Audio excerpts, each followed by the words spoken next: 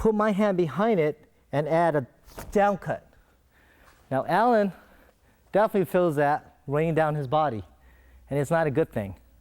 So I'm going to turn him around about here and show you what I mean by this. He goes for a cut. I block it. Now look at this. The line I go down here is straight down, and I'll add some oomph into this, going straight down his line.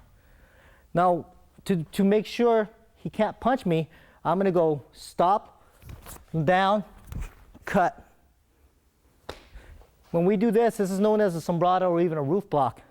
When we go to this line, only because this might be punch, that this is cutting bicep and stopping at the same time. Okay? So it's 1, 2, 3.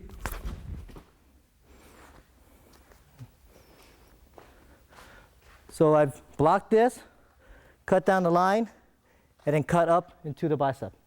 Now I'm going to use this chalk knife, and I'm going to have Alan attack me. Once he comes in, I'm going to actually block, and I probably didn't get a cut on him, only because my blade was dull. But now I definitely need to cut going downward, so I'm going to back it up with this hand and cut downward. If he punches, I'm going to do a sombrado cut, which is known as a roof block. And this is cutting upward into the bicep. Let me show the lines. So we got the block, downward cut, and an upward cut from here.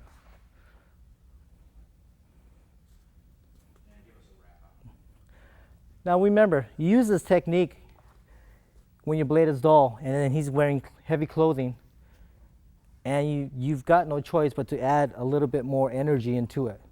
Sometimes this won't do it, but this will. And you could just put your weight into it and put your arm power into it also. It'll get through leather, whatever it needs to get through at the time. I'd like to thank my training partners, Alan and Matthew. And I'd also like to thank Century for letting me use their equipment, their training equipment, which I feel is very safe and very practical to use. This rubber knife in itself is a great tool because we can now go sparring, chalking, and show more cuts rather than just hitting each other and not being sometimes honest with each other. And in the heat of battle, speed, the chalk will reveal where you're cutting. In the back, sometimes you don't even know it. So these are great tools to have. And again, respect your training partners, and I thank you.